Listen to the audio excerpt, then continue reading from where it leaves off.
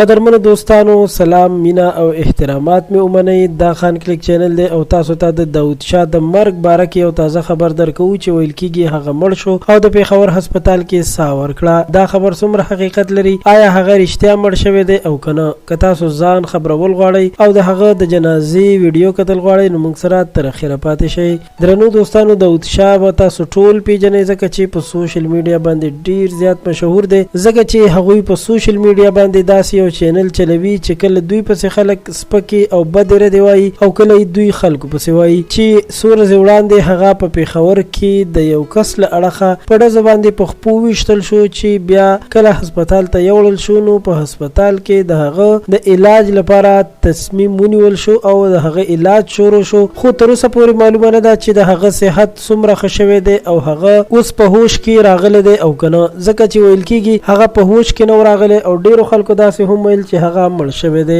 نو درنو دوستانو هغه نه دی مړ شوی بلکې هغه اوس هم بې هوشه دی، د هغه علاج شروع دی. که تاسو کې هر څوک غواړئ چې هغه سره رابطه وکړئ نو د لیډي ریډینګ هسپتال پیښور ته ورتللی شئ او هلته د هغه علاج شروع دی، هلته ورسره رابطه کولی شئ او هغه سره ملاویدلی شئ. قدرمنو دوستانو دا د هغه د مرګ او ژوند په باره کې یو خبر، ځکه چې زموږ نه هم ډیرو ملګرو غوښتنه کوله که ویډیو مو خوښه شوې وي زموږ خان کلیک چینل در سره سبسکرایب کړئ. تر بیا مو په لوی الله سپارم.